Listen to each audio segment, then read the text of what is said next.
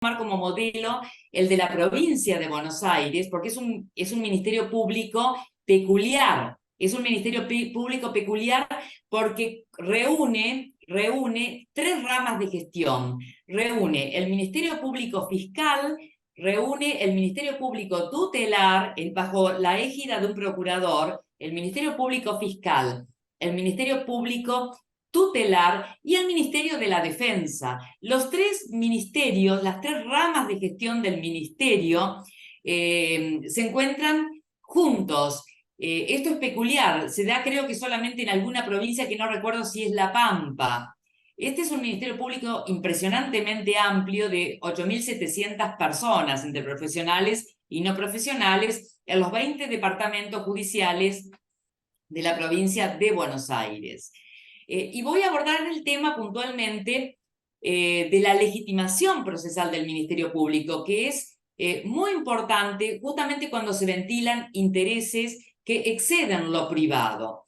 Y la legitimación procesal pretendo examinarla desde dos perspectivas que son fundamentales. Una, por cierto, el abordaje constitucional que se impone de suyo. En un Estado constitucional de derecho, la primera mirada tiene que ser ciertamente constitucional. Y desde esa perspectiva, desde ese mirador, voy a enjuiciar una frase que ustedes la pueden encontrar en muchos manuales, donde se dice que la legitimación del Ministerio Público es de base legal.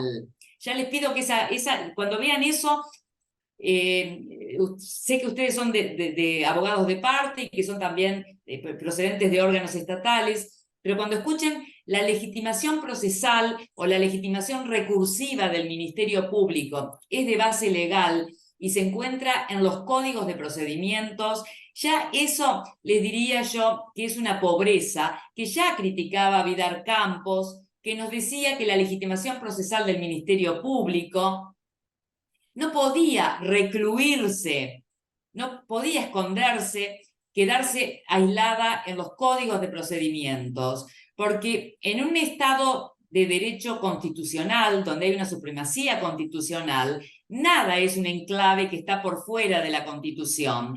Entonces, la primera premisa que yo quiero o idea clara y distinta que querría que a ustedes les quedara, es que porque ya vamos a ver cómo incide esto en la defensa de los derechos de las personas, ¿no?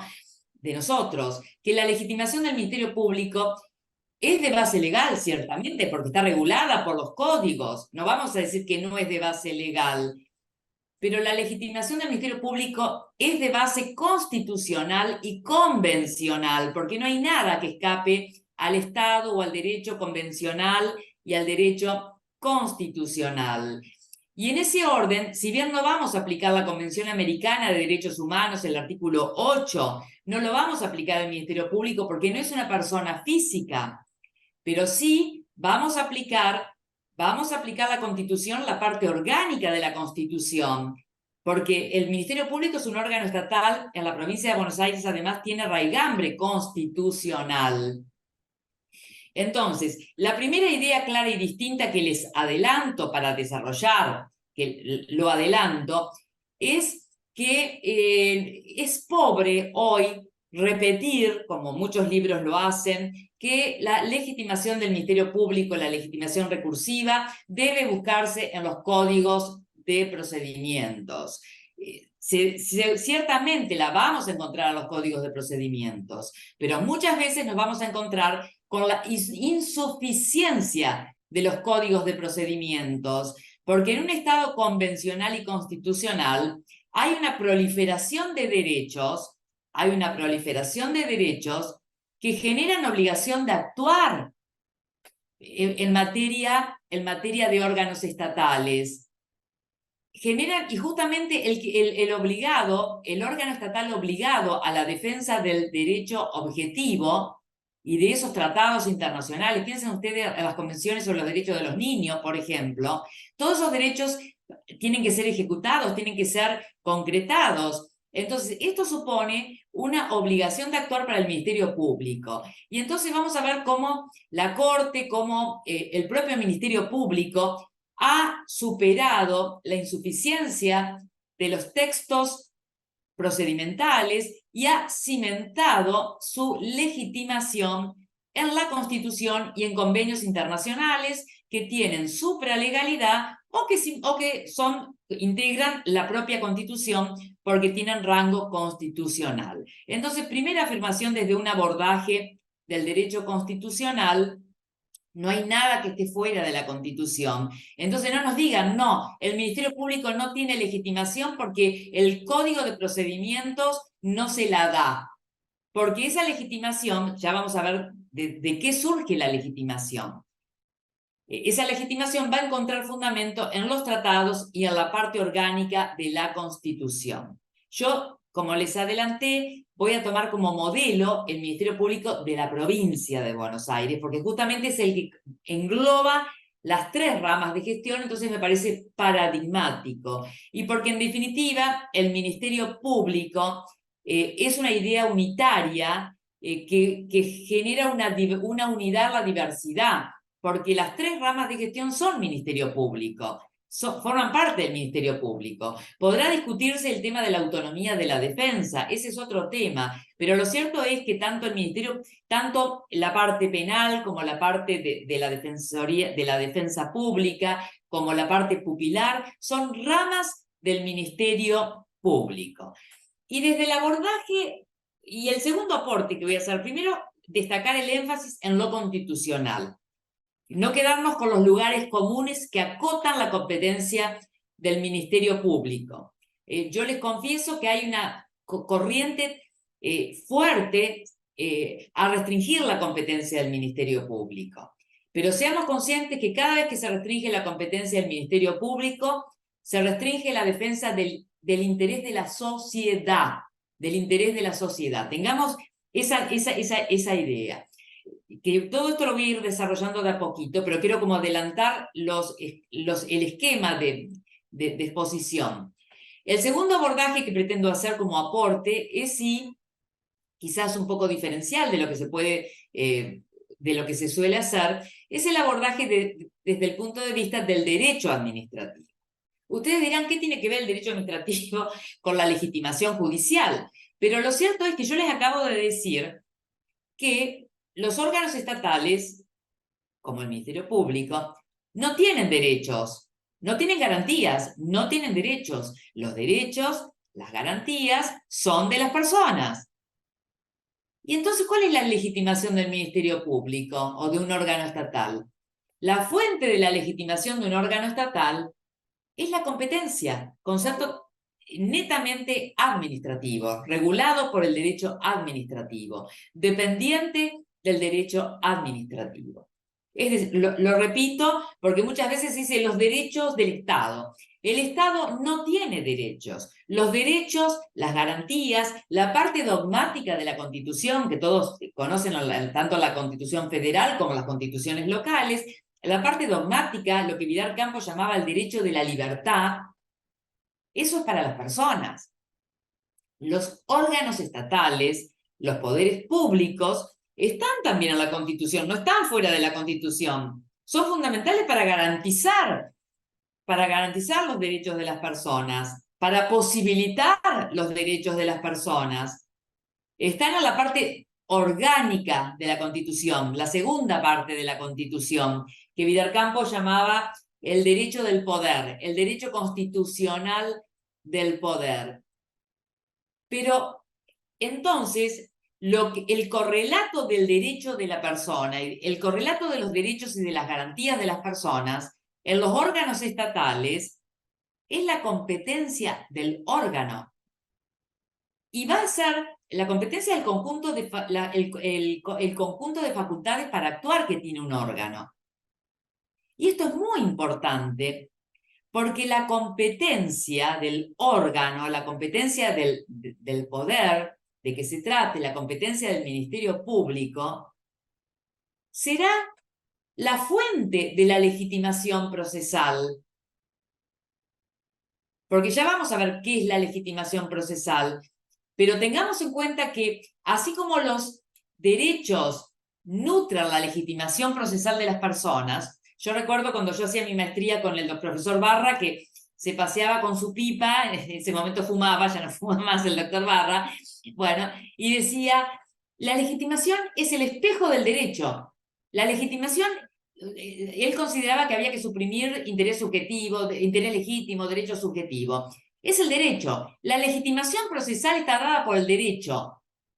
La legitimación procesal de las personas, de nosotros, es el espejo del derecho que tenemos. Si yo soy propietaria de un departamento y lo alquilo, puedo hacer un juicio, tengo el derecho de propiedad, o si soy poseedora, inclusive si soy tenedora, puedo hacer un juicio de desalojo y voy a tener legitimación para ser parte actora, porque tengo el derecho, porque tengo el derecho. Entonces, la fuente de la legitimación de las personas es el derecho. La fuente de la legitimación de los órganos estatales, como el Ministerio Público cuando actúa, es la competencia. Es lo que alimenta, son como nociones correlativas que tenemos que tener absolutamente en claro para entender estas situaciones que se pueden generar en materia de legitimación procesal en cualquier ámbito, en lo penal, en lo civil, en lo comercial, en lo que sea. Entonces, ahora bien, la competencia, nos dice el derecho administrativo, que es de base objetiva, de base normativa. La competencia supone una norma jurídica, atributiva, que indica que ese órgano tiene un plexo de facultades. Eso es la competencia, eso es que tiene base normativa. Observen ustedes que yo no digo base legal, yo digo base normativa. La competencia puede ser de raigambre constitucional, convencional, legal o infralegal, un decreto, una resolución que dota de competencia a un órgano. Siempre de base normativa. La competencia no es un derecho humano, la competencia no es un derecho natural. No, la competencia viene dada por una norma en sentido amplio.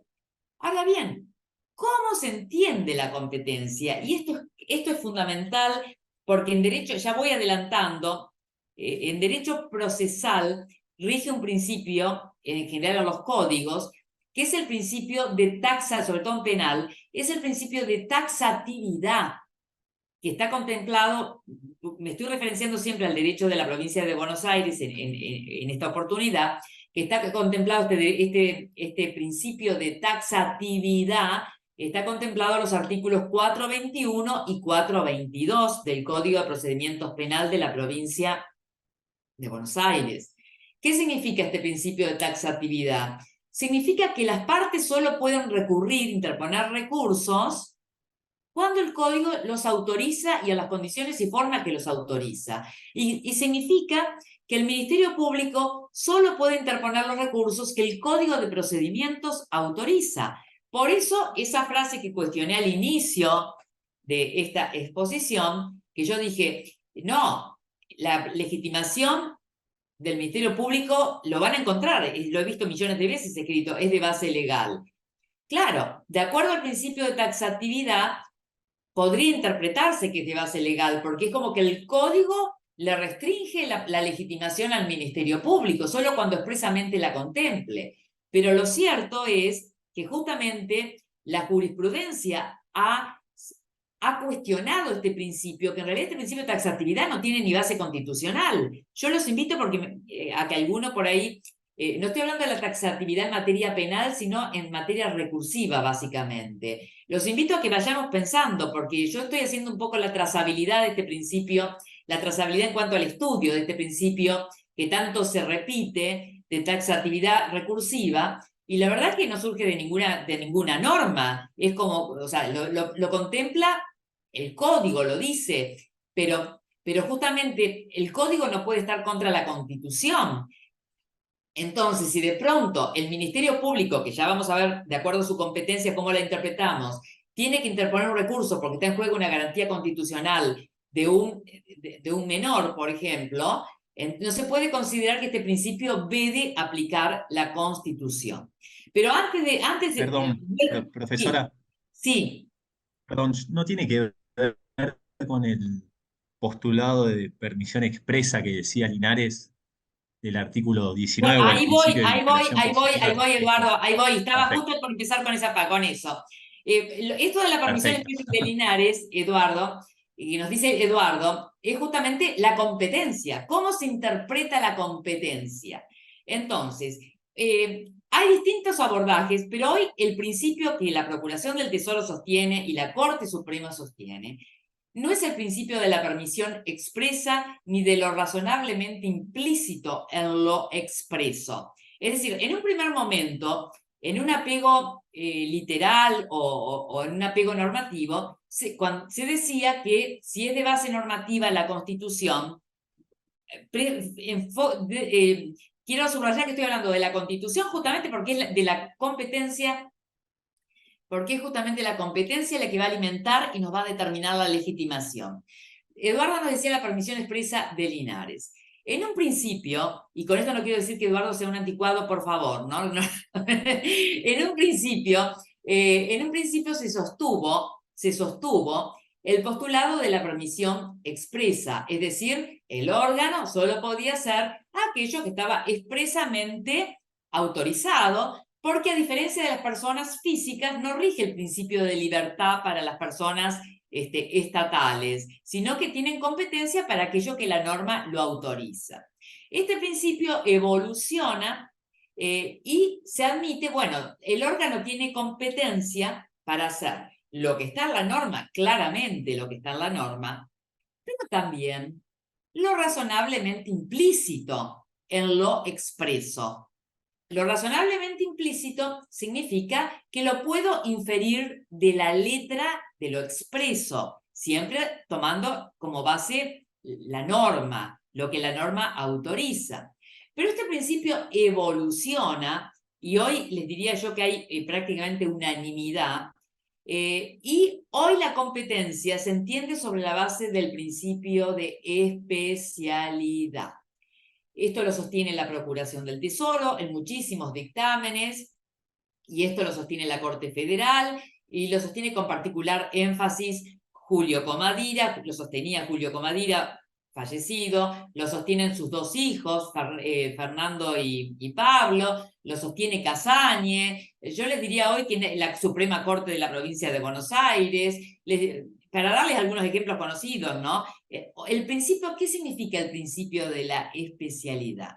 Que una vez creado el órgano por la norma, una vez creado el órgano por la norma, por ejemplo, para seguir con el ejemplo del Ministerio Público, el artículo 189 de la Constitución de la Provincia de Buenos Aires, que establece que el Poder Judicial de la provincia, que la cabeza del Poder Judicial de la Provincia de Buenos Aires es la Suprema Corte y el procurador, entonces, una vez creado por la norma el órgano, nos dice este principio que va a tener competencias expresas, las que expresamente estén previstas, que va a tener competencias razonablemente implícitas en lo expreso, en la letra, que están implícitas si yo digo a ver, perdón, voy a dar un ejemplo burdo, si digo los animales, es implícito que un perro es un animal, por ejemplo, o sea, lo razonablemente implícito. Y acá viene el factor diferencial y lo inherente, las facultades inherentes. El principio de inherentes, ¿para qué? Inherentes para lograr su fin. Inherentes para lograr el fin para el cual el órgano fue creado. Inherentes para lograr el fin para el cual el órgano fue creado. El principio de especialidad en materia de competencia que hoy, les diría yo, rige incuestionadamente, abandona el postulado de la permisión expresa de Linares, supera el de la permisión dentro de lo razonablemente implícito, como que incrementa, las competencias del órgano se amplían a lo razonablemente implícito, y llega a los resulting powers, de los que nos hablaba un autor que ahora no me va a salir porque estoy estoy con problemas casi de edad, diría yo, que me olvido los nombres, pero un autor muy famoso, los poderes inherentes. En inglés, poderes inherentes se dice resulting powers. Los poderes inherentes son las competencias inherentes, son aquellas que son necesarias para que el órgano creado pueda cumplir con el fin para el cual fue creado. Entonces, porque lastimaría la lógica que un órgano, justamente por omisión del legislador que no esté expresamente colocado en el texto, no estuviera atado de pies y manos, Entonces, las competencias inherentes son las que necesita el órgano para actuar. Ustedes pueden observar ya, ir pensando, que el estándar de la competencia se abre notoriamente, porque justamente ya el texto no va a ser un límite, porque el órgano va a tener que contar con esas competencias que necesita para actuar. Ya ahí se abre un espacio importante para la interpretación. Por supuesto que muchas veces en vez de inherente encontramos en los textos, lo vamos a ver mucho en la jurisprudencia de la Suprema Corte de la Provincia de Buenos Aires, que en vez de inherente se habla de facultades implícitas. Pero si queremos ser precisos con las palabras, lo implícito es lo que está en lo expreso. Algo implícito no es inherente, es distinto. Algo implícito está en el texto. Lo inherente no está en el texto, está en la sustancia, en la naturaleza del órgano.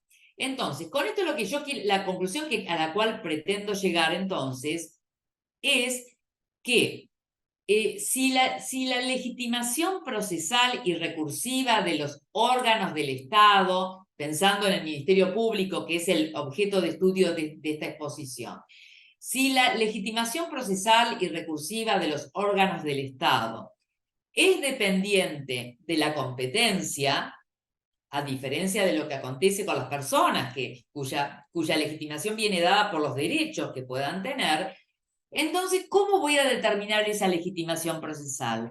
La voy a determinar teniendo en cuenta la competencia y teniendo en cuenta este principio de especialidad que nos proporciona el derecho administrativo. Y desde la perspectiva de este principio de especialidad, va a surgir algo que el procurador Contegrana, en la provincia de Buenos Aires, que lo ha expresado en algún artículo y que me parece muy atinado, las competencias reflejas, la tesis de las competencias reflejas. ¿Por qué? Porque vamos a ver, sobre todo en el Estado constitucional y convencional de derecho, porque vamos a ver, y esto se ve mucho en materia de personas vulnerables, que todos estos tratados internacionales que reconocen derechos a los niños, a las mujeres, a los ancianos, etc., generan, lógicamente que deben generar, una obligación para los órganos estatales.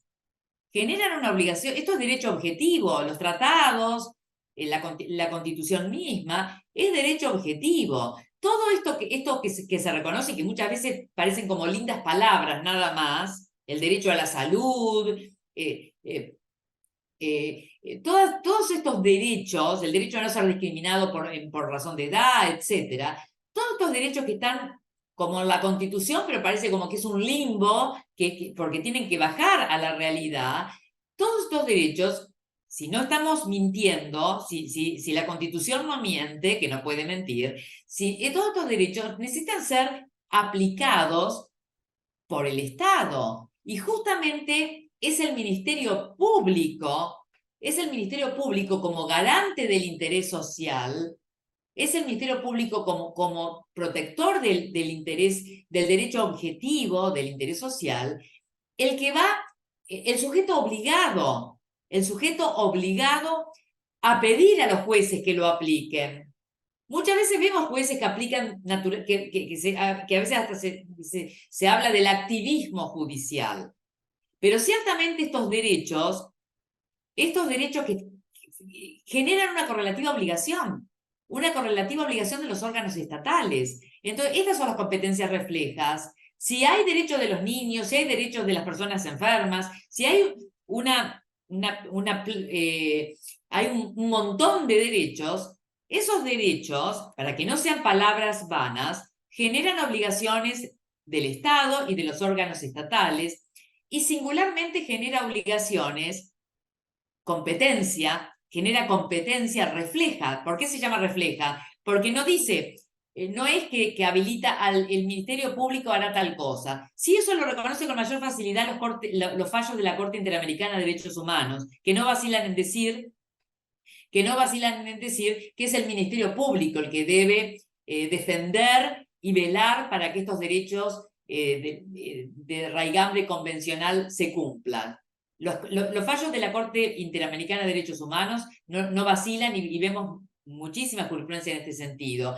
Pero lo que quiero significar es, tenemos la premisa de que la competencia alimenta, como si fuera un cargador, la competencia alimenta la legitimación procesal de los órganos estatales, con especial referencia al Ministerio Público. Esta competencia se debe interpretar de modo amplio. ¿Por qué amplio? Porque se debe interpretar a la luz del principio de la especialidad.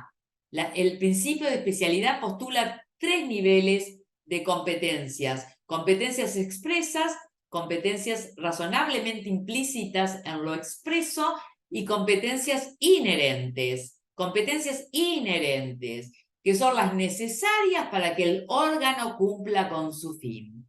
Si el Ministerio Público tiene por esencia en cualquier parte del mundo, porque es una institución que existe, diría yo, que muy difundida en el derecho comparado y viene del derecho comparado.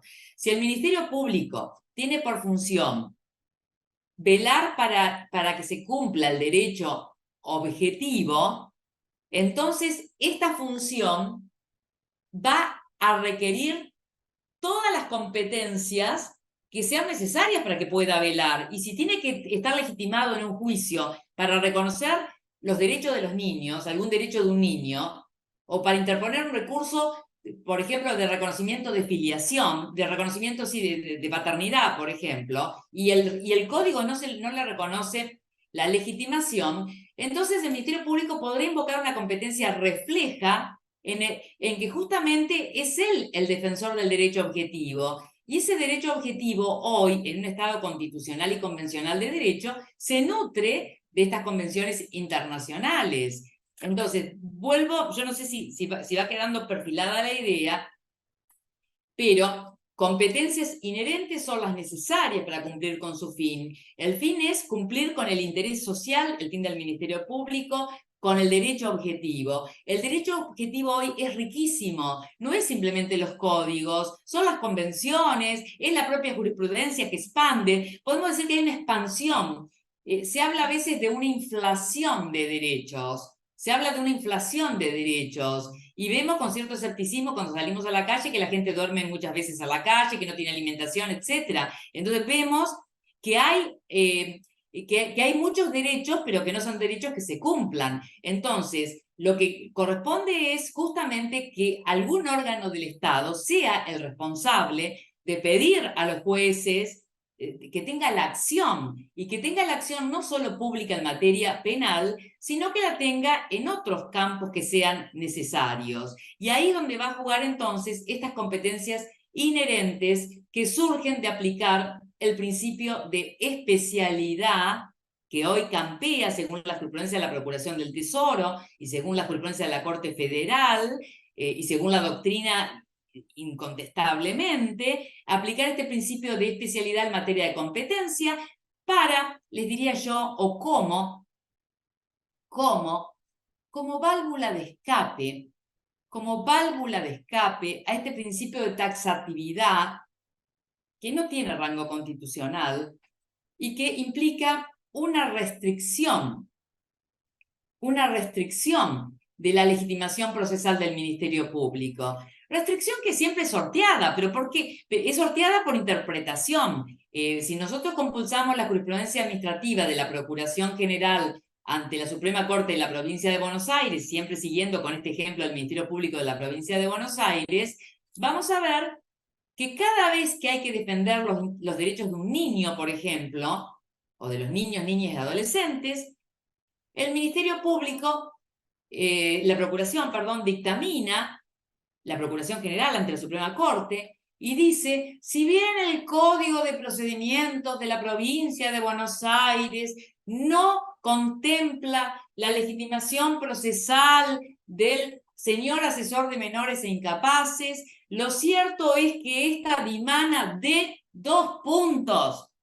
Y empieza a citar el Tratado de la Convención de Derechos del Niño, el artículo 103 del Código Civil, del actual Código Civil, o el viejo 59 del Código Civil, o el artículo tal, o la ley tal. Entonces lo que vemos es que se hace una construcción dogmática, se forma como una especie de grupo de normas que ninguno va a decir, ninguna de esas normas va a decir que el Ministerio Público está legitimado para interponer recursos, por ejemplo, o para tal cosa. No lo van a encontrar.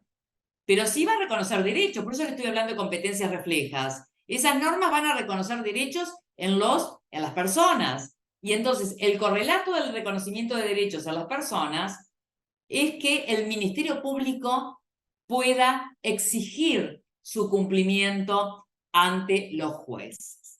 Entonces, básicamente yo estoy estructurando, vamos a ir entrando ahora punto por punto, estoy estructurando la exposición en 2 perspectivas macro, insisto, lo destaco para los que llegaron quizás un poquitito más tarde, o para los que la hora invita más a la siesta. Yo en mis costumbres del interior siempre añoro la siesta.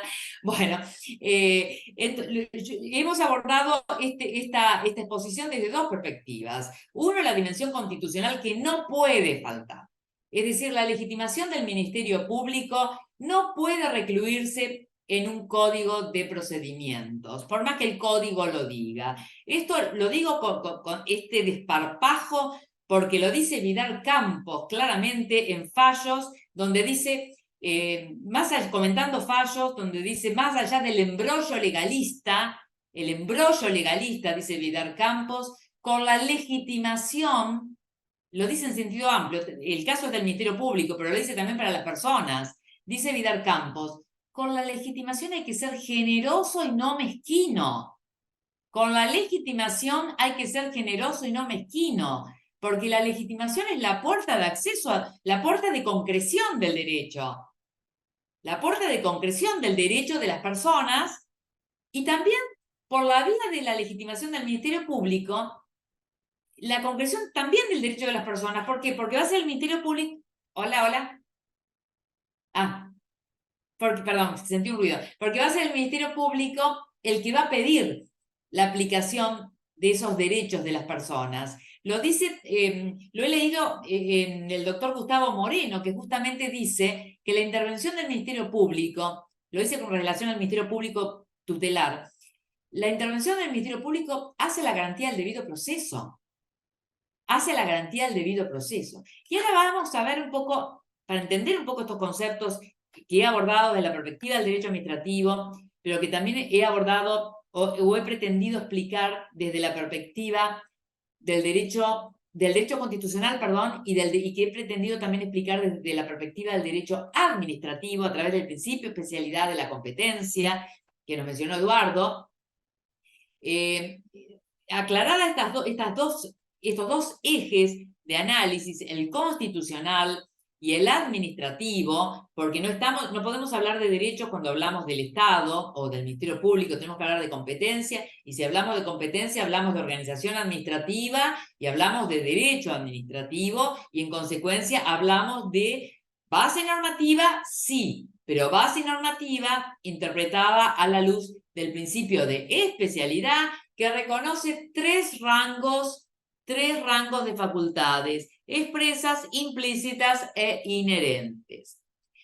¿Pero qué es el Ministerio Público? Pues estamos hablando del sujeto hace un rato largo, no sé si decirlo sujeto-objeto, porque ¿qué es el Ministerio Público? ¿Y cómo aparece? En realidad, como siempre, la historia nos ilumina sobre la figura, porque sabemos que el Ministerio Público interviene, pero no tenemos muy bien claro por qué, ni de dónde viene, etc.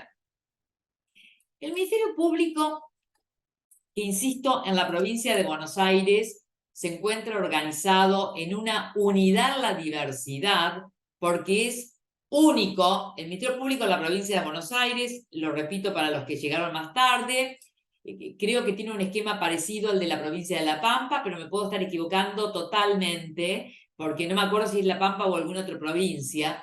Pero el Ministerio Público en la provincia de Buenos Aires tiene 3 ramas de gestión unidas bajo la superintendencia del Procurador General ante la Suprema Corte de la provincia de Buenos Aires.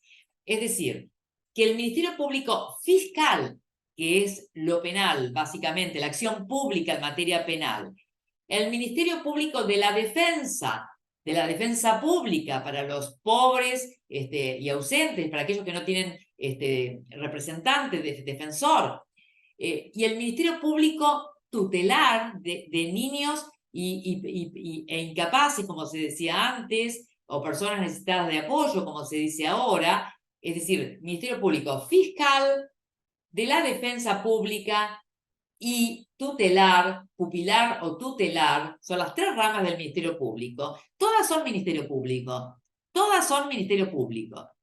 Pero así como en general hoy estas ramas se encuentran separadas, en general a las provincias, a los esquemas constitucionales del derecho público provincial, en el nivel nacional, en la Ciudad Autónoma de Buenos Aires, así como en general se encuentran separadas, en la provincia de Buenos Aires se encuentran juntas, por una cuestión histórica, por una cuestión constitucional, por una peculiaridad del derecho público de la provincia de Buenos Aires.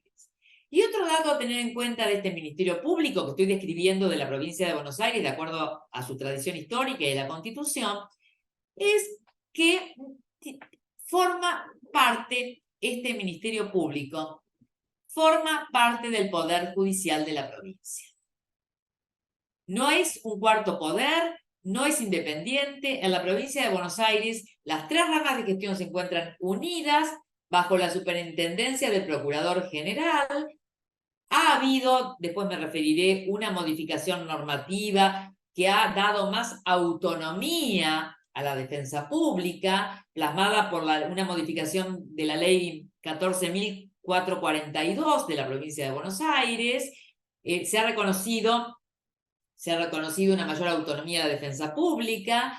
Esto ha generado una propia impugnación justamente por la ex procuradora, la antecesora del doctor Contegrán. Esta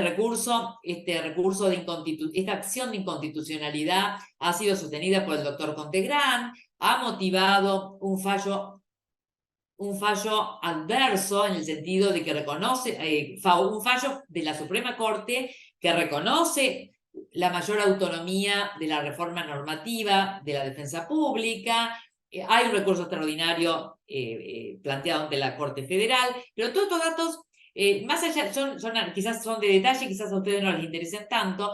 Estos datos significan, la idea que les tiene que quedar es que más allá de estos datos recientes, el Ministerio Público de la provincia de Buenos Aires tiene 3 ramas de gestión unidas. 3 ramas de gestión unidas. Es uno, no quiero ser hereje lo que voy a decir, pero es uno y trino. No sé si me viene la imagen. ¿Vieron cómo es 1 y 3? 1 y trino, porque tiene las 3 ramas de gestión. Pero forma parte del Poder Judicial. En realidad, el procurador en la Constitución de la provincia de Buenos Aires forma parte de la Corte, de la Suprema Corte. En esto hay ciertas rencillas y problemas interpretativos, porque en realidad la Suprema Corte considera que ella es la cabeza del poder, pero si nosotros analizamos algunos textos, vemos que no es algo tan pacífico. Me refiero a textos doctrinarios y a los antecedentes históricos. Entonces vemos que ¿cuál es la cabeza del Poder Judicial? Para algunos es la Suprema Corte, para otros es la Suprema Corte con la Procuración, con el Ministerio Público. La Suprema Corte con el Procurador, ante la Suprema Corte, concretamente, con el Procurador. Es decir, que el procurador no integra la Suprema Corte, pero sí la compone. Es el procurador de la Suprema Corte. Es el procurador de la Suprema Corte. Entonces también es cabeza de poder. Pero esto ha generado, les comento la situación de normativa de la provincia de Buenos Aires, ha generado una serie de problemas que básicamente se consisten en restricciones a la competencia del Ministerio Público. Hago un paréntesis con esto porque pretendo explicar un poco más históricamente cómo nace el Ministerio Público para que se entienda cuáles son esas competencias inherentes de las que hoy hablábamos. Porque si decimos que las competencias inherentes son aquellas que son según el principio de especialidad, que rige en materia de competencia, las competencias inherentes son aquellas que son necesarias para que el órgano cumpla con su finalidad, tenemos que saber cuál es la finalidad del Ministerio Público en sus 3 ramas de gestión. Entonces, ¿cómo nace el Ministerio Público? El Ministerio Público nace en Francia, en realidad es una institución francesa. El Ministerio Público es tanto de Argentina como el Ministerio Público de la provincia de Buenos Aires y de las provincias. Es una institución francesa. No viene del derecho romano. Vieron ustedes que siempre encontramos la raigambre en el derecho romano. No viene del derecho romano. El Ministerio Público tiene base germánica, de los francos. Los francos eran los bárbaros que estaban en Francia, básicamente. No eran los romanos, sino que eran una tribu bárbara. Ustedes tienen presente por qué se decían bárbaros, porque hablaban todo. Los romanos consideraban que como no hablaban latín, eran bárbaros. Es como si nosotros viéramos gente que habla mal el español y decimos, no saben hablar, con cierto desdén. Entonces los bárbaros eran los que no hablaban, no eran romanos, sino hablaban el latín. Los francos eran una tribu, los francos eran los que estaban en Francia, los bárbaros que estaban en Francia. Y tenían un régimen, vuelvo a insistir que el Ministerio Público no tiene base en el derecho romano, es posterior, es casi de la época medieval, o sea, aparece el Ministerio Público en el siglo XIV, hacia el año 1300, se empieza a perfilar. Tiene orígenes un poco antes, pero se empieza a perfilar con mayor nitidez en el siglo XIV, hacia el año 1300. Y recibe el influjo germánico en el sentido del principio de la venganza privada.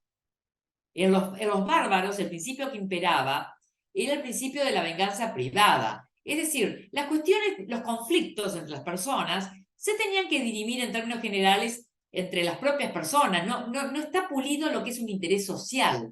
La idea de la sociedad, esa idea que nosotros tenemos como que algo afecta el interés social. Imagínense ustedes que alguien no quisiera denunciar por miedo a una mafia. Nos parece que afecta al interés público. Capaz que la persona, es decir, si nos atenemos al principio de la venganza privada, bueno, no quiero denunciar, no denuncio y listo, porque no quiero tener problemas.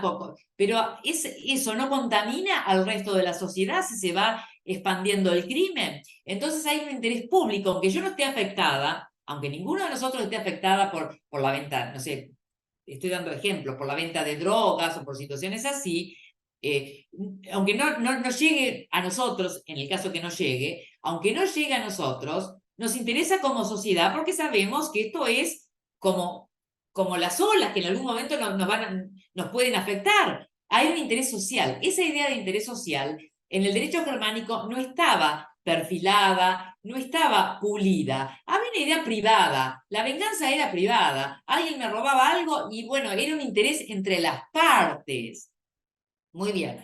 Pero esto genera, por supuesto, conflictos. Ustedes saben que si las partes empiezan a pelearse entre ellas para arreglar sus problemas, viene el tema de la fuerza, la venganza, etc. Entonces, a medida que la sociedad europea se va puliendo, se va evolucionando en plena Edad Media, entonces los monarcas, los señores feudales, se empiezan a encargar de solucionar los conflictos porque se dan cuenta que el conflicto, aunque sea privado, si Juan violó a la hija de Pedro, es un tema entre ellos, pero pero afecta a todos, porque Ignacio va a tener miedo que le, perdónenme que le viole, no sé si los ejemplos que estoy dando son felices, pero Ignacio va a tener miedo que le violen la hija a él. Entonces hay un interés público que se va perfilando y que nos damos cuenta que vivir en sociedad, vivir en sociedad supone ocuparnos también de lo que le pasa a los otros, porque lo que le pasa a los otros puede afectarnos. El interés en el otro significa estar entre otros. Interés significa interese, estar entre otros. El interés es clave para la vida civilizada, porque no estamos solos. Entonces, va surgiendo, el monarca arregla el conflicto. El monarca, el señor, se ocupa bien o mal, pero es el que imparte justicia. Pero luego, obviamente, el monarca no puede ocuparse de impartir todos los casos de justicia, y entonces delega en determinados funcionarios, que van a ser una especie de jueces, delega la solución, la composición, como dicen los italianos, la composición de los conflictos. Lo delega, ahí podemos hablar ya de una justicia delegada, es decir, no va a ser la figura del monarca el que va a resolver el conflicto de Juan que violó a Pedro, a la hija de Pedro, no va a ser el monarca, pero va a haber jueces muy elementales, etc. Por supuesto que cada vez que esos jueces resolvían los conflictos, y el castigo muchas veces era la confiscación de todos los bienes. Entonces entraba plata. La justicia, perdónenme que voy a decirlo así, la justicia era negocio, porque ganarle el juicio o solucionar el conflicto era plata que entraba para el señor feudal o para el rey. Se llamaba fredum, aparece como un impuesto. Entonces, esto también genera después tremendos conflictos, porque la justicia, los hombres, no hay nada nuevo bajo el sol, y los hombres no han sido siempre, lo que somos ahora también ha sido de alguna manera también antes. Entonces empieza a corromperse la justicia, y los monarcas se ven obligados a poner en el medio entre la persona, Juan, a quien le violaron la hija, y el juez, a poner un representante, manus, ministerio, a poner un representante del Estado que va a vigilar. Fíjense ustedes, primero el monarca resuelve todos los conflictos. El monarca resuelve todos los conflictos. Obviamente que eso es imposible a medida que las situaciones se complejizan, etc. Imaginen ustedes, estamos congestionados de causas en la edad actual y con sistema y con todo lo que es el informatización. Imagínense lo que era en esa época, ¿no? Bueno, por supuesto que era todo más rudimentario. Primero, el monarca resuelve los conflictos. Luego establece jueces que resuelvan los conflictos. Esos conflictos generan plata porque normalmente el que no tenía nada no pagaba nada, pero se quedaba sin nada también, o sea, sin gallinas, sin vacas, sin lo que tuviera, ¿no? Entonces, hay un impuesto, se cobra cuando se resuelve un conflicto. Esto genera corrupción. Y entonces los monarcas ponen un representante del fisco, porque va a ser el interesado en que los jueces no se queden con esa plata que tenía que ser para el monarca. Y también ese representante del fisco también va a tener una idea de justicia, de que el monarca sea la imagen de la justicia, y entonces que esos jueces no sean corruptos, de controlar al Poder Judicial, de que el conflicto no quede entre las partes y el juez. Un mundo cerrado donde pueden hacer lo que quieran, las partes y el juez. No, va a haber un representante del ejecutivo de hoy, de lo que sería el monarca. Y acá viene otra idea histórica que es muy interesante y que explica un tema que alguna vez les habrá sorprendido a ustedes. Ustedes vieron que en las distintas provincias se habla de procurador, fiscal de Estado, asesor general de gobierno, y no sabemos si estamos hablando de abogacía estatal o de ministerio público. ¿Qué es la abogacía estatal? La abogacía estatal es la procuración del tesoro, por ejemplo, para decirlo a nivel nacional. La abogacía estatal En la provincia de Buenos Aires, eso en la Nación, la Procuración del Tesoro. En la Ciudad Autónoma de Buenos Aires es el Procurador General, la abogacía estatal. La abogacía estatal es el abogado del Estado. El abogado del Estado, el abogado del fisco. Y se llama procurador. Y también el Ministerio Público se llama procurador. Y vamos a ver que encima la abogacía estatal en las provincias muchas veces se llama fiscal de Estado. Yo creo que en casi todas las provincias hay una figura de fiscal de Estado que es el abogado de la provincia, el fiscal de Estado y un asesor de gobierno. Y entonces no entendemos por qué en un caso cuándo es Ministerio Público y cuándo es abogacía estatal. Lo que ocurre es que en esta creación, en esta etapa del siglo XIV, cuando se crea en Francia, o más que se crea, porque todo esto no surge de la noche a la mañana, sino que es un proceso que va evolucionando. Cuando surge la figura de este representante del monarca que va a controlar al juez y que va a controlar a las partes, ministerio, manus, que va a representar al monarca, pero fíjense ya esta figura importantísima. Ya la justicia no va a ser una componenda, entre comillas, entre las partes y el juez.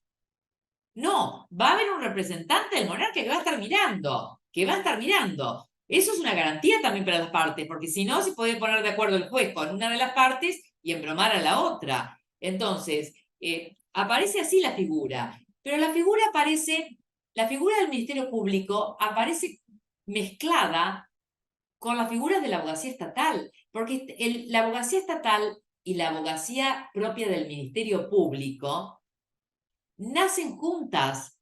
En realidad, este manus, este representante del monarca, se encargaba era el abogado del Estado, hacía las funciones de lo que ustedes en las provincias conocen como el fiscal de Estado, como el asesor de gobierno, lo asesoraba, pero también vigilaba en el juicio, vigilaba que el interés social se cumpliera y promovía la acción pública en materia penal y se ocupaba de la defensa de los pobres y de los pobres y abandonados. Entonces, el punto es que estos nombres ambiguos que vemos en toda América Latina, no solo en Argentina, fiscal de Estado, asesor de gobierno, procurador, ¿por qué las figuras aparecen mezcladas? Porque nacen las funciones de la abogacía estatal y las funciones del Ministerio Público hoy están claras. Ni hablar a partir de 1994, a nivel nacional con el artículo 120 de la Constitución Nacional. En la provincia de Buenos Aires tempranamente estuvieron precisadas, creo que ya hacia 1854 se crea la figura del fiscal de Estado que defiende los intereses de la provincia, es el que actúa en juicio, el fiscal de Estado representa a la provincia en juicio, la defiende a la provincia, y el asesor de gobierno dictamina antes de la emisión de los actos administrativos, aconseja la función consultiva. En la provincia de Buenos Aires estuvo bien diferenciado, más allá de los nombres ambiguos.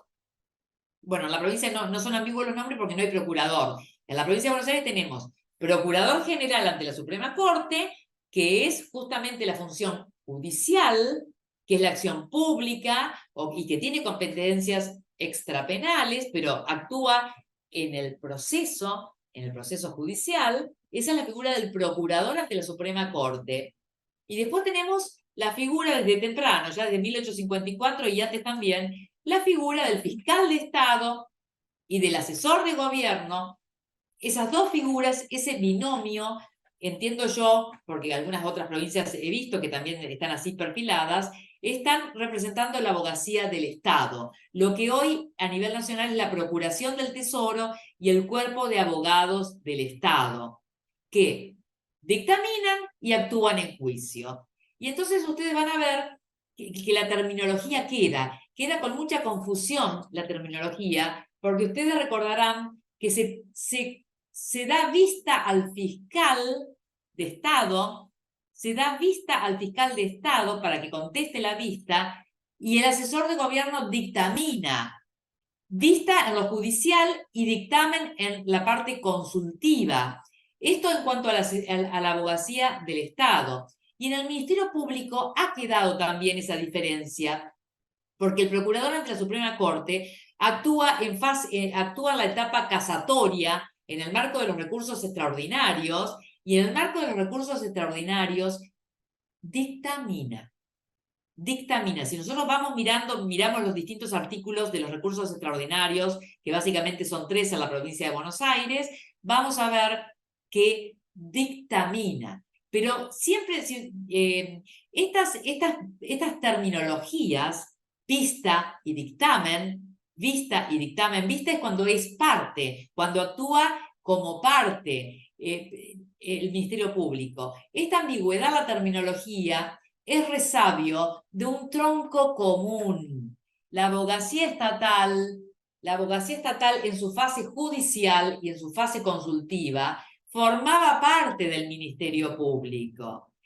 Tan es así que hoy, cuando hay que suplir al fiscal de Estado en la provincia de Buenos Aires, o cuando el fiscal de Estado se excusa, por ejemplo, y no quiere intervenir, y el fiscal adjunto se excusa y no quiere intervenir, ¿quién lo reemplaza? ¿Quién tiene que emitir dictamen o contestar vista? Perdón, ¿quién tiene que contestar la vista? Porque el fiscal de Estado contesta vista por esta terminología. ¿Quién tiene que contestar la vista en materia de abogacía estatal? El procurador ante la Suprema Corte.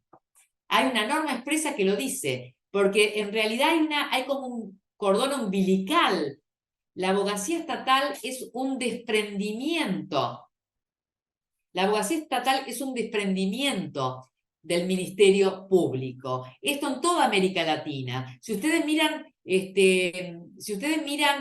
regímenes en Ecuador, por ejemplo, también van a encontrar que tienen el Ministerio Público, que ahí se llama Fiscalía de Estado, si mal no recuerdo, Fiscalía General. Pero fíjense, Fiscalía, Procurador, Asesor, son todos nombres que están ambiguos y que no indican si es abogacía estatal o si es Ministerio Público. Hay que ir a la función realmente para saber de qué estamos hablando. Pero bueno, vuelvo a la historia. Nacen juntos, después se separan. En la provincia de Buenos Aires se separan tempranamente.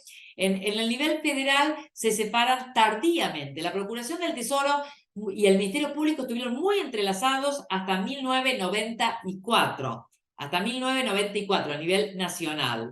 Y en el ámbito del derecho comparado también se separan tardíamente. Pero volvemos a la historia, y entonces, ¿qué función tenía este Ministerio Público? Olvidémonos que integraba la abogacía estatal en ese momento. ¿Qué función tenía este Ministerio Público? Tenía esa función de vigilar a los jueces y a las partes, porque el Ministerio Público entonces tenía por función cuidar el interés social. Ya es un concepto más elaborado. El interés social es el interés de la sociedad. Y el interés de la sociedad es el bien común. El interés de la sociedad es el bien común. El interés de la sociedad, si es el bien común, todos sabemos a la clásica definición, que es el conjunto de condiciones de toda índole que posibilitan a las personas y a los cuerpos intermedios la realización de sus fines existenciales en libertad y en responsabilidad. Entonces, este bien común, que no es una torta que se corta en pedacitos y se distribuye, no, es un conjunto de condiciones. Hay bien común cuando yo puedo salir a la calle y no me roban, cuando yo puedo estudiar porque hay una universidad pública y privada, pero pública también. Entonces, si no tengo plata, voy al colegio público, voy a la universidad pública. Cuando puedo encontrar trabajo. Y también, por cierto, cuando hay juridicidad. La juridicidad, el reinado del derecho, el famoso rule of law, la juridicidad es una condición que integra el bien común. Sin juridicidad, el hombre es lobo del hombre, en definitiva. Que hoy, aún con juridicidad, nos pasa de todo, muchas veces cuando salimos a la calle, imagínense sin juridicidad. Entonces, la juridicidad es el imperio del derecho. ¿Pero de qué derecho? Del derecho objetivo. Del derecho objetivo que añado, es representado, es defendido es patrocinado por el Ministerio Público. Esa es la finalidad del Ministerio Público en cualquier parte del mundo, perdonen que lo diga así rotundamente, porque si estamos indagando cuáles son las competencias inherentes, si queremos saber cuáles son las competencias inherentes de un órgano, tenemos que saber, bueno, pero ¿para qué fin fue creado el Ministerio Público? ¿Para qué existe? Y lo más didáctico, lo que nos ilumina más ampliamente es cómo nació. O sea, si yo quiero saber para qué sirve algo, digo, pero ¿y cómo nació? ¿Para qué lo hicieron? ¿Cuándo nació y cómo nació? Bueno, el Ministerio Público nace, como les decía, en el siglo XIV, porque los propios monarcas descubren, sí, muy bien, tengo un poder judicial, o delegados míos que ejerzan la función judicial, magistrados que ejerzan la función judicial. Pero aún así, aún así tengo que controlar a los jueces y tengo que controlar a las personas también, a las partes. Entonces, el Ministerio Público nace para controlar que se haga, para controlar ese interés social, para controlar la juridicidad, para controlar el imperio del derecho. Y el imperio del derecho es ese derecho objetivo, es ese marco normativo general, ese orden jurídico en el cual o del cual se desprenden nuestros derechos subjetivos. Nosotros tenemos derechos subjetivos, justamente, que van a encontrar fundamento en el derecho objetivo. La base no es un amontonamiento, el orden jurídico no es un amontonamiento de derechos subjetivos que pueden estar en conflicto. Justamente hoy se cuestiona que no hay conflictos de derechos, hay conflictos de intereses, hay conflictos de intereses que hay que ordenar aplicando el ordenamiento jurídico. Pero ¿quién es el que vela por la aplicación de ese ordenamiento jurídico? El Ministerio Público en sus tres ramas de gestión. Si estamos hablando de un aspecto que concierne a los niños, niñas y adolescentes, bueno, el Ministerio Público tutelar. Si nos encontramos con alguien que no tiene acceso a la justicia porque no tiene quien lo defiende, estaremos hablando de la defensa pública. Y si tenemos que hablar de quién ejerce la acción pública penal, estamos hablando del Ministerio Público Fiscal, de la rama fiscal. Entonces, ya hemos elucidado, o al menos intento elucidar, intento esbozar, ¿para qué existe el Ministerio Público? Para la defensa del interés social, el interés de todos, que no es la suma de los intereses de cada uno. El interés de todos, porque si yo robo, si yo soy un ladrón, mi interés es que no me descubran. Entonces, no es que eso hay que... No, es la suma de lo que conviene, de la juridicidad, es la defensa del ordenamiento jurídico objetivo. Yo hace mucho que estudié derecho objetivo y derecho subjetivo. Creo que en el Tratado de Jambía lo explicaba maravillosamente bien. Los derechos subjetivos encuentran fundamento en el derecho objetivo. Y ese derecho objetivo que hoy se integra por la Constitución, por los tratados internacionales, por la jurisprudencia, etc., ese derecho objetivo es justamente lo que debe ser cuidado en su ejecución, en su cumplimiento, por el Ministerio Público, porque para eso, en su trama de gestión, porque para eso existe el Ministerio Público. Entonces, una vez que sabemos que ese bien común, que ese interés social, que ese derecho objetivo debe ser cuidado, es lo que justifica la existencia del Ministerio Público, una vez que sabemos que eso justifica la existencia del Ministerio Público, no podemos decirle, no, pero no, qué lástima, pero el Código Procesal no te reconoce la legitimación para interponer un recurso cuando está en juego derechos de los niños a la identidad, por ejemplo, como un caso que critica Vidal Campos, que la Corte resolvió bien. La Corte dijo, aunque el Código no lo reconozca, el Ministerio, hay que admitir la legitimación del Ministerio Público porque está en juego la identidad del niño, que muchas veces no tiene quien se lo defienda, porque los padres pueden estar en conflicto o no ocuparse, etc. Entonces, ahí es la función del Ministerio Público. Si nosotros retaseamos, porque muchas veces se dice, y si tenemos una mirada, en esto hay un prejuicio filosófico. Si nosotros tenemos un prejuicio filosófico liberal, lo digo en el buen sentido, o no sé en qué sentido decirlo, ustedes recordarán Hobbes, el Leviatán, el Estado es un mal necesario. Si nosotros partimos de la base de que el Estado es un mal necesario, y que entonces si es un mal necesario, tenemos que aceptar que exista, pero limitémoslo. La expresión coloquial de ese concepto filosófico de que el Estado es malo y que hay que limitarlo, la expresión coloquial de eso es: ¿para qué sirve el Ministerio Público? Las cuestiones de los privados, dejémosla en manos de los privados. Pero ahí no nos estamos dando cuenta, primero, que hay un interés social en que se haga justicia. A mí, ustedes vieron que los países más civilizados, los países, inclusive los que económicamente tienen mayor desarrollo, son todos países, porque está comprobado que hay una conexión entre la economía y la institucionalidad. Eso está comprobado. Conesa, un economista argentino, Eduardo Conesa, inspirándose en otros economistas, ha hecho estudios muy, muy serios sobre que los estados, y creo con todo respeto que Argentina en muchos sentidos es una prueba de la relación, que los estados que realmente tienen economías muy desarrolladas son estados absolutamente institucionalizados, juridizados, donde los derechos se respetan.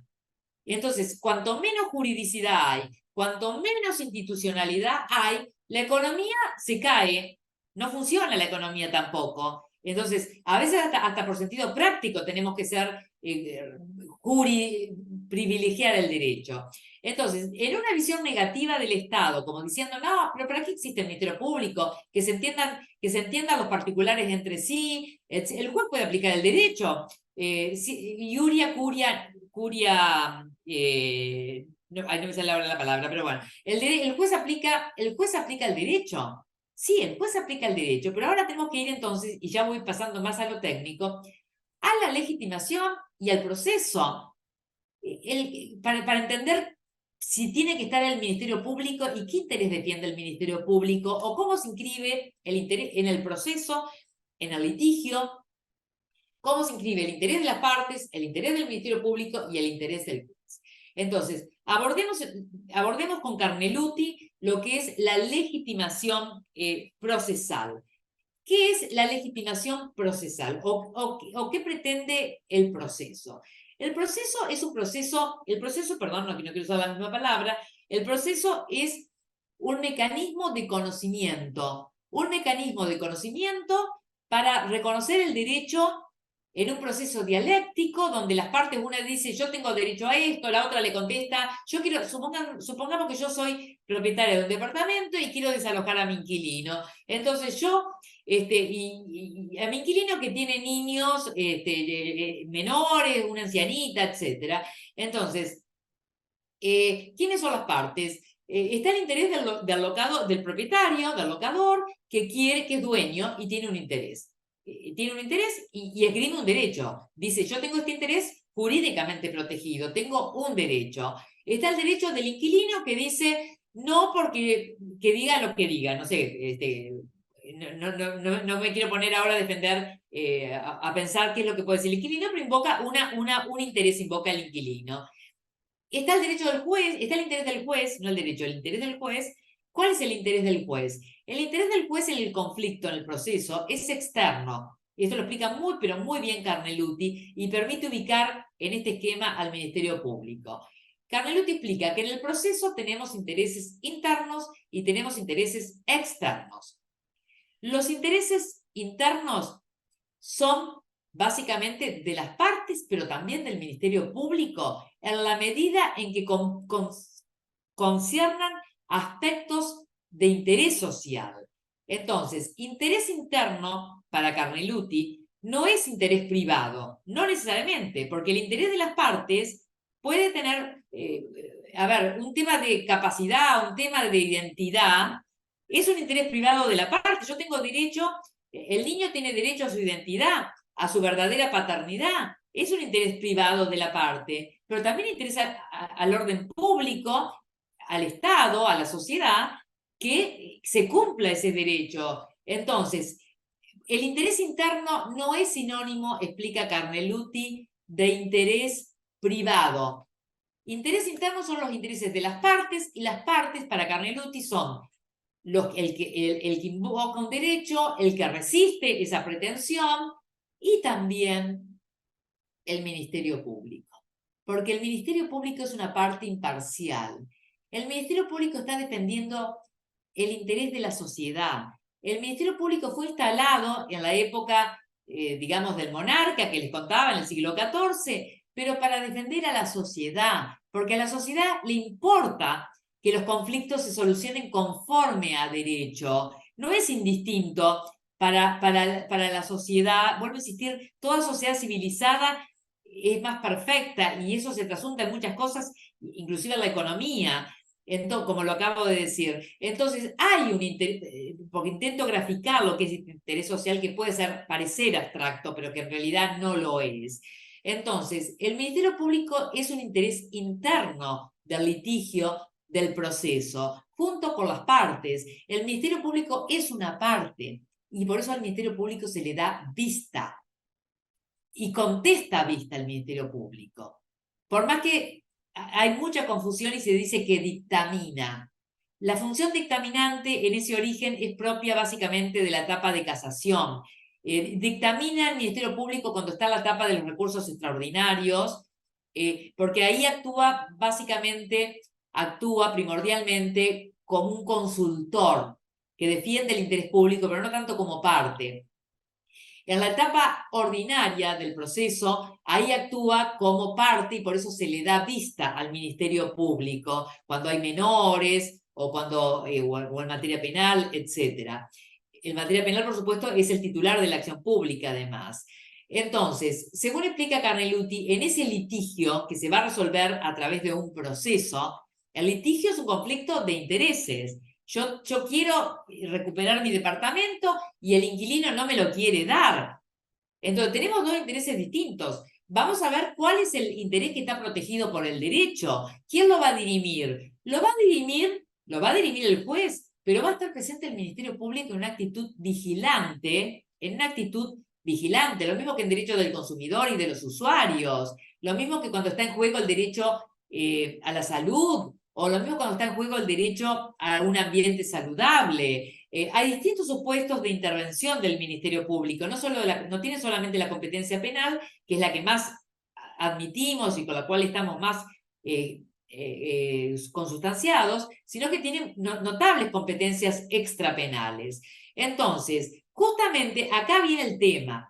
Cuando se dice, no, pero el Ministerio Público no tiene por qué opinar en esto, se está ignorando que en el proceso hay un interés social. No es solo interés de las partes, el proceso, sino que el proceso es un interés externo del juez en resolver el conflicto conforme a justicia. El juez quiere resolver el conflicto de acuerdo, tiene que resolver, es su deber, tiene que resolver la justa composición del conflicto. Ese es el interés del juez, la justa composición del conflicto. Esto es un interés externo. Carneluti le llama interés externo.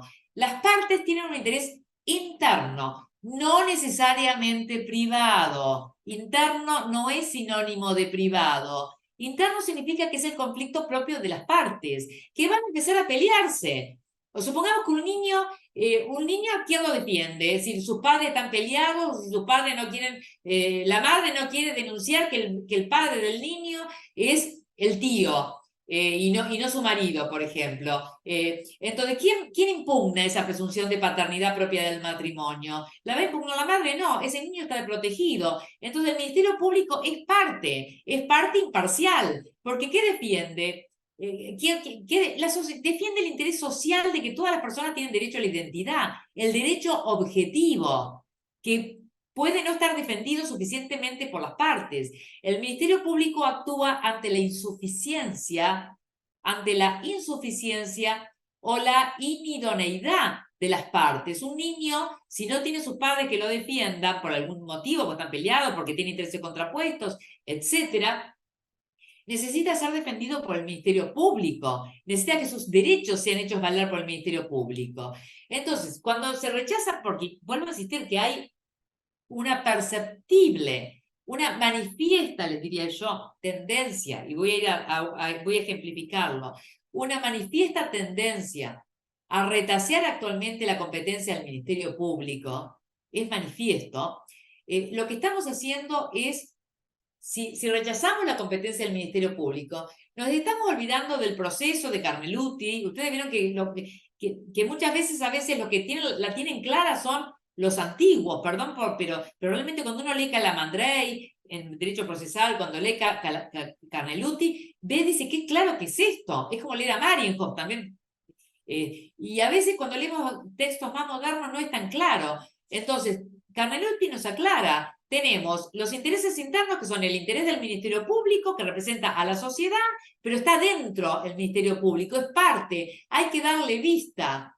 Y tenemos el interés de las partes privadas, que cada uno busca lo que busca, uno tiene una pretensión, el otro resiste la pretensión, y tenemos el interés del juez, que es externo. El juez tiene que aplicar el derecho, pero lo tiene que aplicar de acuerdo a cómo ese interés es defendido por las partes y por la sociedad. Porque si no las sentencias nunca serían apeladas. Si no fuera necesaria la presencia del Ministerio Público, las sentencias muchas veces no serían apeladas y se afectarían derechos de grupos vulnerables. Pero fíjense, yo les estoy comentando que hay una tendencia notable que para mí involucra un prejuicio filosófico contra el Estado, casi del Leviatán, de Hobbes. Hay una tendencia y está puesta de manifiesto en la provincia de Buenos Aires, esto lo digo a título absolutamente personal realmente. En la provincia de Buenos Aires las competencias están dadas por la Constitución del Ministerio Público, están dadas por la Constitución, artículo 189 de la Constitución, de la parte orgánica de la Constitución. Están dadas las competencias del Ministerio Público por la Ley 14.442, que enumera un cúmulo de facultades de las 3 ramas de gestión, que es muy importante. Sobre todo, después voy a mencionar alguno de las normas de la 14.442, que me parece muy, muy gráfica. Pero también fue reglamentada esta ley 14.442 fue reglamentada por una resolución del procurador Contegrán, justamente, en el 2018.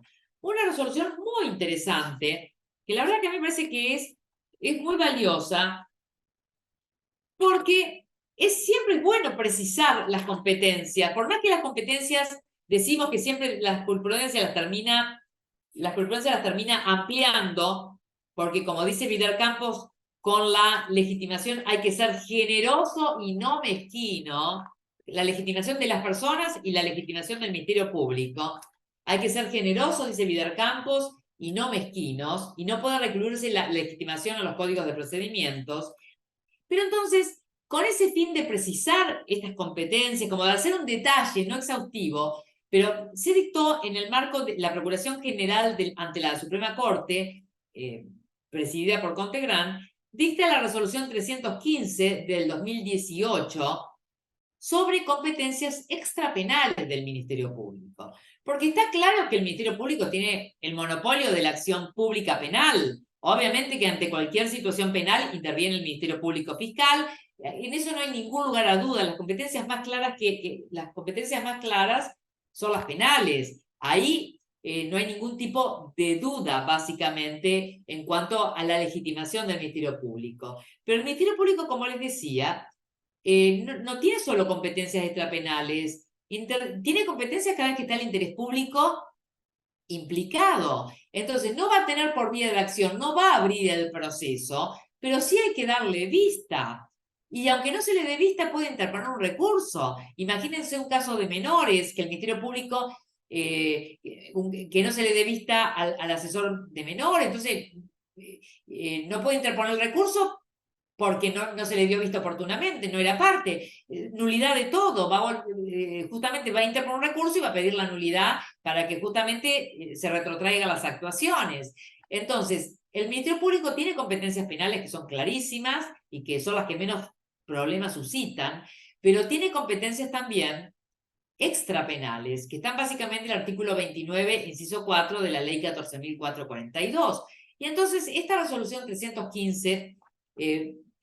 todo esto es extrapolable a cualquier otra provincia. O sea, las competencias, porque insistimos, la figura del Ministerio Público viene de Francia, pero está en todas partes del mundo. Hoy sigue estando en Francia, también existe, es la representación de interés, del interés social. Entonces, esta resolución 315/18 podría ser un modelo muy interesante para otros ministerios públicos. Esta resolución precisa, de un modo muy docente, precisa las competencias que tiene el Ministerio Público, básicamente derechos de usuario, digo rápidamente, defensa de los derechos de usuarios y consumidores, procesos que involucren actos de disposición sobre el propio cuerpo o lo atinente a la ablación o implante de órganos, procesos en los que se debatan cuestiones de familia, acciones de Estado, nombre, declaración de ausencia, oposición y nulidad matrimonial. Voy leyendo todo muy rápido, ¿no?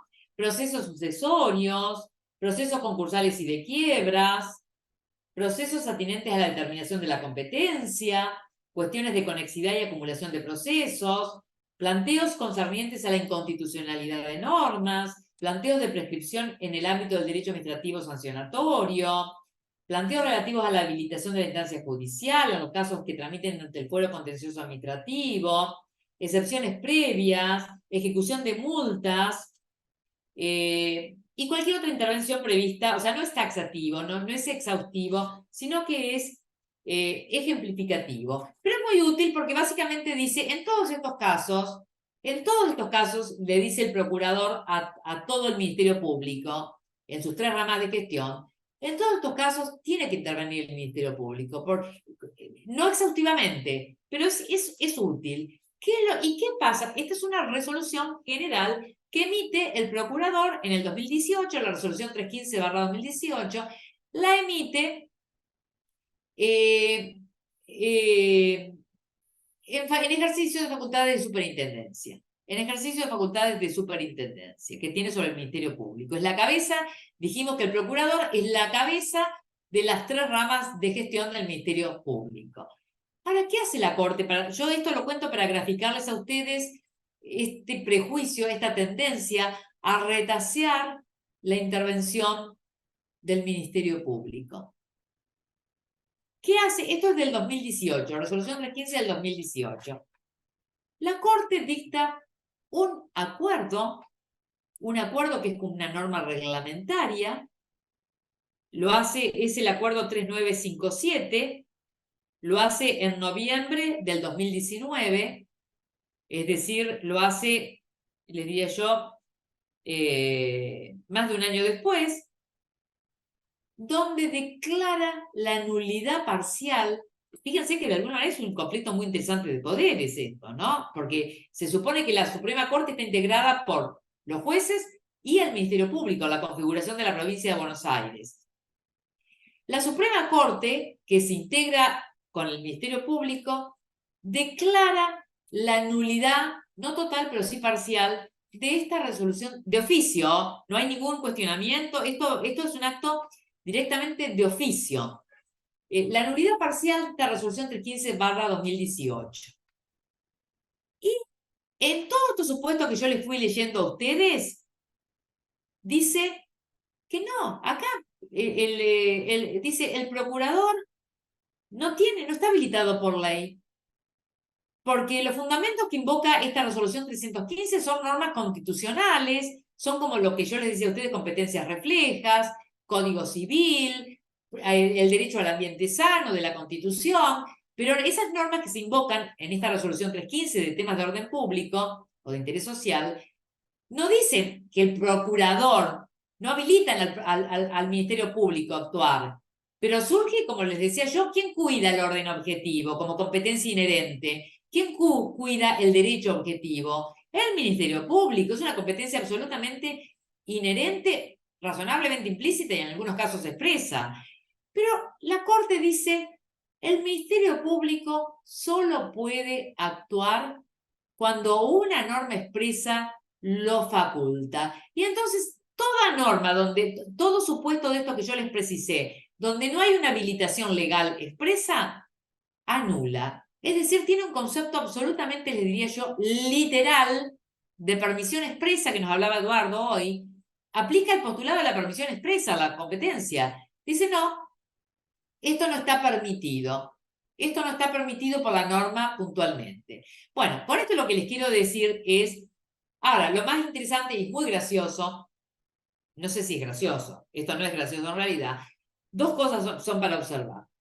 Primero, que la Suprema Corte, cuando declara la nulidad parcial de esta resolución del Ministerio Público que precisa las competencias, dice, lo digo en lenguaje coloquial, para que se entienda quizás un poco mejor, dice que se quede tranquilo o tranquila la procuración o el procurador, que se quede tranquilo el procurador, que los principios y garantías constitucionales que a él le preocupa defender, por ejemplo, el derecho al ambiente, etcétera, los principios y derechos constitucionales que le interesa defender están suficientemente defendidos y preservados por la acción de las partes y del juez. Los derechos y principios constitucionales estarán suficientemente defendidos por las partes y por el juez. Esta afirmación, que está en el considerando quinto del acuerdo 3952, a mi modo de ver, y lo digo a título exclusivamente personal, pero a mi modo de ver, conlleva un grueso error de derecho, porque justamente venimos de leer Carneluti, venimos de mencionar a Carneluti, justamente, donde nos dice que una cosa es el interés del juez, otra cosa es el interés de las partes y otra cosa es el interés de la sociedad. Y justamente la composición justa del conflicto va a tener que estar presente ese representante de la sociedad. No puede ser, perdónenme, una composición solo entre partes y entre el juez. Tiene que estar la sociedad, porque a la sociedad le interesa el derecho objetivo y el interés público. Es la principal interesada, la sociedad. Entonces, cuando dice las garantías constitucionales y los principios, etcétera, van a estar defendidos por las partes, está diciendo, no sé, yo a veces me cuesta restringirme en mis apreciaciones y no quiero ser políticamente incorrecta, pero lo que está diciendo es el Ministerio Público no sirve para mucho, porque si con las partes y el juez suplimos la intervención del Ministerio Público, pero está ignorando justamente toda la dogmática procesal, prístinamente perfilada por Carnelut y por Calamandrei. El proceso se integra por el interés de las partes, por el Ministerio Público, y el juez tiene un interés externo. No defiende el interés social ni el juez, porque no es el representante de la sociedad el juez. El juez tiene que aplicar el derecho, esa es su función. Y la parte tiene un interés privado. La parte, es muy lícito que la parte pida para ella. No va a pedir, no va a ser, ¿cómo se dice? No me sale la palabra, bueno, no, altruista. No tiene por qué ser altruista la parte. Cada parte, si a mí me quieren desalojar y yo necesito quedarme, voy a tratar de defender mi postura, mi interés.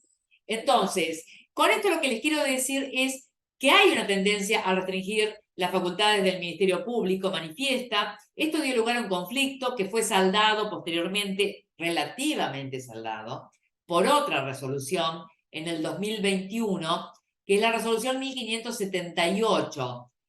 Ahí se juntaron el procurador con la Suprema Corte y, entre comillas, no sé si es correcto decirlo, pero se pusieron iba a decir transaron, pero se pusieron de acuerdo y determinaron los supuestos en que correspondía la intervención del Ministerio Público. Pero lo que quiero significar con esto es que lo paradójico es que cuando la Corte declara la nulidad parcial de la resolución del Ministerio Público, que es una resolución de superintendencia admitida por la propia Constitución de la Provincia de Buenos Aires, hace gala de un apego, yo diría casi de una miopía literalista, literal, porque dice, no, este supuesto no, porque este supuesto no dice que el Ministerio Público va a intervenir. En la ley de defensa de los derechos del consumidor y usuario, sí. Ahí sí, porque lo dice la ley 13.133. El Ministerio Público es el fiscal de la ley. Ahí sí puede intervenir. Pero en materia, no. Cuidado del ambiente, no. porque el 41 de la Constitución Nacional no habla del Ministerio Público, ahí no, es un apego, un paradigma absolutamente literal en materia de competencia como fuente de alimentación de la legitimación. Pero paradójicamente, la Corte, cuando declara la nulidad de oficio de una resolución del Ministerio Público, que están al mismo nivel, porque en la provincia de Buenos Aires son dos figuras que conforman, que integran la Corte, invoca, y esto es gracioso, invoca lo que un poco yo le corté a Eduardo Rodríguez, y no facultades expresas, pero sí facultades implícitas. Dice, esta Corte Suprema o Suprema Corte de la provincia, en ejercicio de poderes implícitos, tiene facultad, es muy gracioso, para ella sí, se arroga potestades y facultades implícitas porque no encuentra un artículo que la autorice a dejar sin efecto la resolución del procurador. Entonces invoca facultades de superintendencias generales, hace una construcción, potestades implícitas, etc.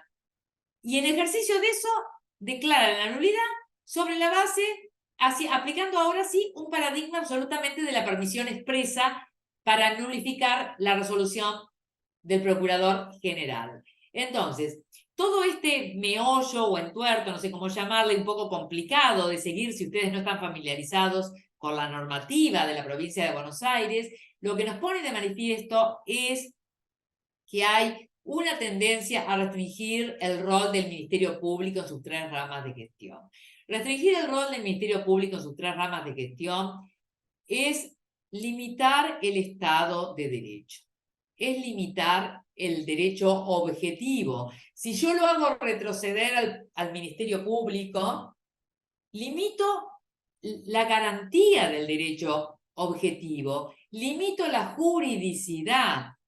Y de alguna manera esto es anacrónico porque es volver de alguna manera este principio jurídico de la venganza privada de los pueblos bárbaros francos, que es el origen, que empieza ahí perfilándose, pero ha pasado un largo tiempo y mucha agua bajo el puente, y también conlleva una visión negativa de la intervención del Estado en cuestiones que no sean estrictamente penales, como que el único campo de actuación del Estado es la materia penal, tienen que matar a alguien para que intervenga el Estado, pero si es ya un tema de reclamación de paternidad, de impugnación de paternidad, de reclamación de Estado, ya no dudamos, si es un tema sucesorio dudamos, etcétera. Involucra un prejuicio filosófico de que ve al Estado como un mal que debe ser retaseada su intervención.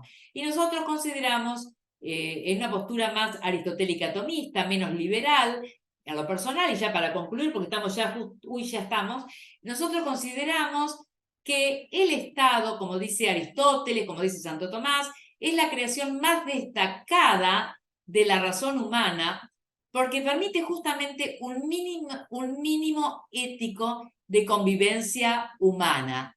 El Estado, ¿para qué existe el Estado, los poderes y el Ministerio Público y todo? Para garantizar la convivencia humana pacífica. El Estado es, decía Aristóteles, sobre la base de que el hombre es un ser social, decía Santo Tomás, es la creación más destacada de la cabeza humana, de la razón humana. Permite justamente un mínimo ético. No vamos a ser necesariamente virtuosos, pero permite un mínimo ético de convivencia humana pacífica y organizada. Bueno, con estas palabras, porque sé que Cristina tiene que terminar muy puntual, yo ya cierro mi exposición, quedo abierta a preguntas si las hay.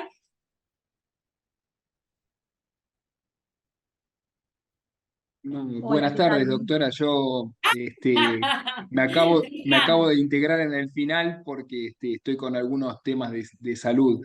Eh, muchísimas gracias. La verdad que estoy muy agradecido y muy honrado de que la doctora María José Rodríguez nos acompañe en este último encuentro y que sea el broche de oro de este seleccionado nacional de juristas que tuvimos la oportunidad de tener en este seminario.